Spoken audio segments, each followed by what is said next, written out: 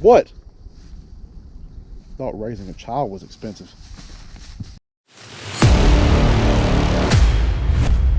The FN Scar 17, chambered in 7.62 NATO. Is it worth it? Well, short answer, no. It's definitely not worth the high dollar price tag.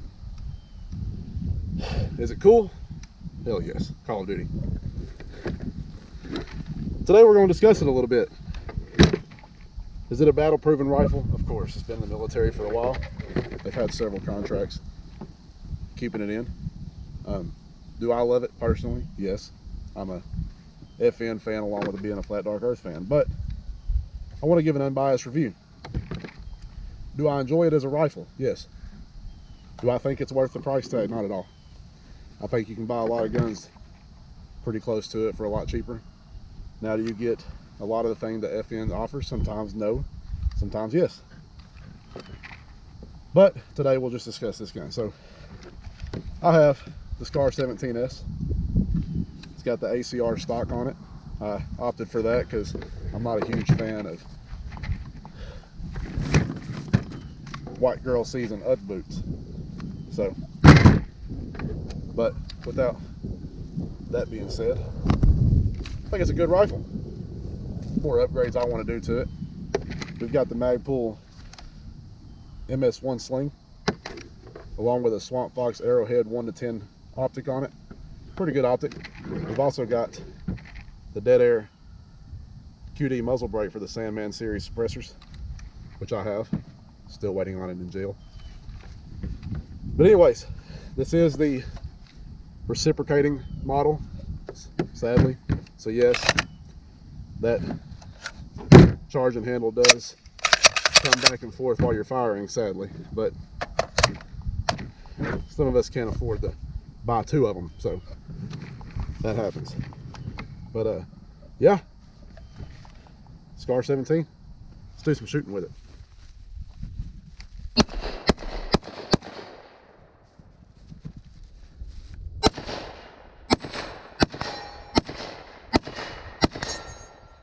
All right, now we're going to put this thing to the test just a little bit. So the Scar's an accurate gun. It's a good rifle. Is it sub MOA? No. Is it made to be? No. The gun's made to be a battle rifle. It's made to be accurate up to mid to somewhat close combat. 16-inch barrel 308 or 7.62 NATO. It's not made to be a sub MOA gun at 1,000 yards.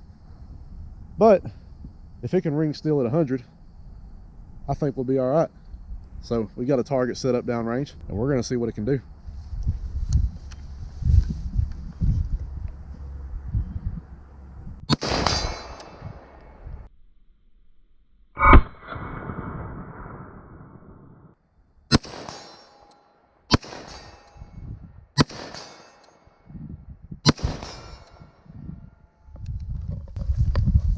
I'd say that's pretty good for 100 yards.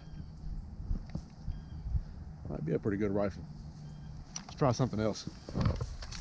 I know some of you guys are bored by now, so we got a pumpkin set up right down range here, and we'll get a little bit of a penetration test, see what this bad boy does to it.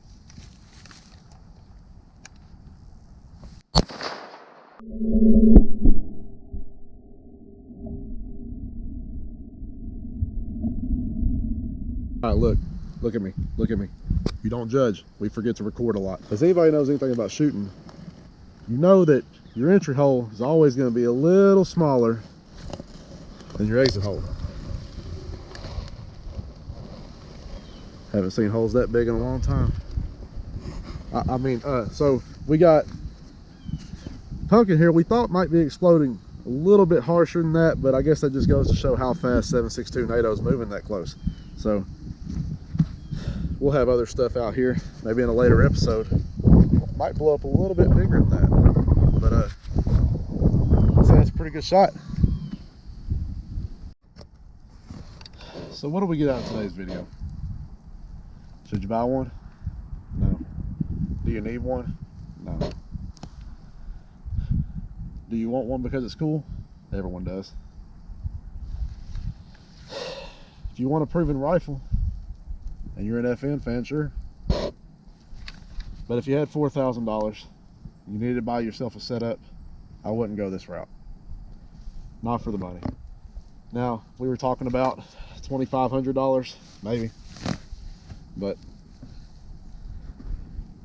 other than that, it's a cool gun. We all know the 308 and 7.62 NATO is a very capable round. It's been in the military for decades upon decades. And the Scar is an awesome rifle. It's reliable. It's proven. It's not the most modular at all. It's a very accurate system, 100%, with the whole upper being one solid piece. But it's just not worth the money. I wouldn't tell everybody to go spend their last dime to get this. Not when you can get a lot of other guns out there for around the same price range and get a lot of stuff on them for the same price range. But other than that, Scar's an awesome gun. It's in my collection. It probably won't leave my collection. I tried to be unbiased as I could. But gun holds a special place in my heart just because it sure is sexy. Well, anyways, as it goes, guys, thank you for watching. Hope you guys enjoyed the video. We'll see you next time.